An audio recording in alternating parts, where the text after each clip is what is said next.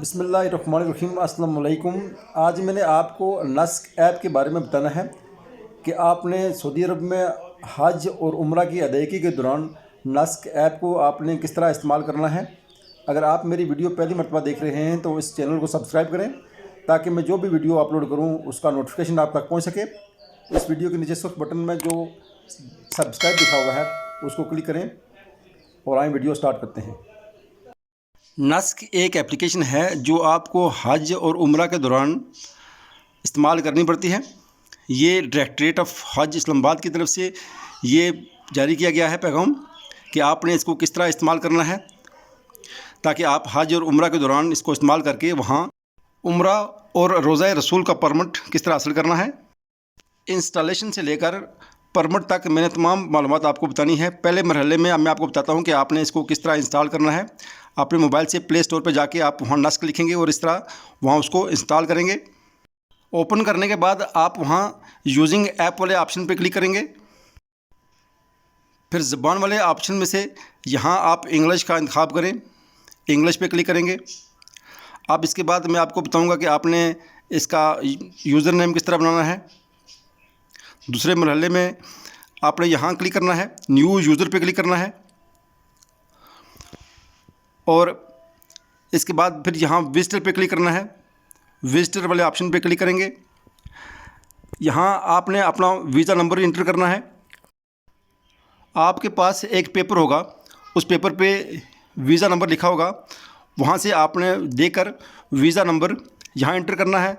फिर आपने यहाँ पासपोर्ट नंबर इंटर करना है और इसके बाद आप अपनी डेट ऑफ बर्थ यानी तारीख़ पैदाइश इंटर करेंगे। उसके बाद आपने यहाँ अपने मुल्क का इंदराज करना है, यानी अपने मुल्क कौन सा है। जैसे हम पाकिस्तान से हैं तो पाकिस्तान का इंदराज करेंगे। उसके बाद फिर यहाँ सऊदी मोबाइल नंबर यानी वहाँ जाके आपने सिम लेकर यहाँ मोबाइल नंबर इंटर करना है। अब यहाँ फिर आपने एक ईमेल इंटर करनी है, ईमेल एड्रेस यहाँ इंटर करना है। इसके बाद आपने यहाँ 2 मरतबा पासवर्ड एंटर करना है, यानी आप कौन सा पासवर्ड रखना चाहते हैं। इसके बाद अगर माजूर अफराद हैं तो यहाँ ऊपर वाले ऑप्शन पे क्लिक करना है, नहीं तो रजिस्टर पे क्लिक करें। ये आप यहाँ रजिस्टर हो जाएंगे। इसके बाद तीसरा मरहला है कि आपने इसके आगे इसको किस तरह इस्तेमाल करना है। लॉगिन करने के लिए पहले मुल्क का इंतखाब करेंगे, फिर पासपोर्ट नंबर लिखेंगे और फिर पासवर्ड लिखेंगे और लॉगिन को प्रेस करेंगे। आपके मोबाइल में एक कोड नंबर आएगा, वो कोड नंबर यहाँ एंटर करके वेरीफाई पे क्लिक करेंगे। इसके बाद आखिरी मरहला है कि आपने परमिट किस तरह हासिल करना है। परमिट आप अपना और साथ अपने दोस्तों का भी हासिल कर सकते हैं। यहाँ इस ऑप्शन पे क्लिक करेंगे और इसके बाद आप यहाँ नीचे देख सकते हैं, ये नीचे ऐड कंपेनियन लिखा हुआ है, इस पर क्लिक करके कंटिन्यू करेंगे और आप मज़ीद लोगों को ऐड कर सकते हैं। जिन लोगों को आप साथ ले जाना चाहते हैं उनका डाटा भी यहाँ ऐड कर सकते हैं। अब उनकी मालूमात यहाँ ऐड करने के बाद मज़ीद अगर ऐड करना चाहते हैं तो वो भी कर सकते हैं। यहाँ से आप तारीख़ों का इंतखाब कर सकते हैं। ग्रे कलर वाली तारीख़ों में आप टाइम नहीं ले सकते। सुर कलर वाली में रश ज़्यादा है और सब्ज़ कलर वाली तारीख़ों में आप वक्त ले सकते हैं। इसी तरह वक्त का भी इसी तरह है कि किस वक्त में आप रश ज़्यादा है और किस वक्त कम है, वो यहाँ से आप सेलेक्ट कर सकते हैं। सुर कलर वाले टाइम में ये ज़्यादा रश होता है, ग्रीन कलर वाले में कम रश है, आप ग्रीन कलर का इंतखाब कर सकते हैं। अब इस तरह आपका ये परमिट जारी हो जाएगा। यहाँ ये देखें, ये बार कोड आया हुआ है।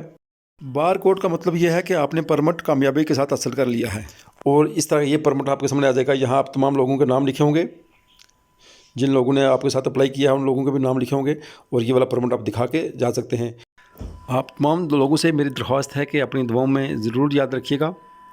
मुझे दीजिए इजाज़त। अल्लाह हाफ़िज़। अस्सलाम वालेकुम व रहमतुल्लाहि व बरकातुहू।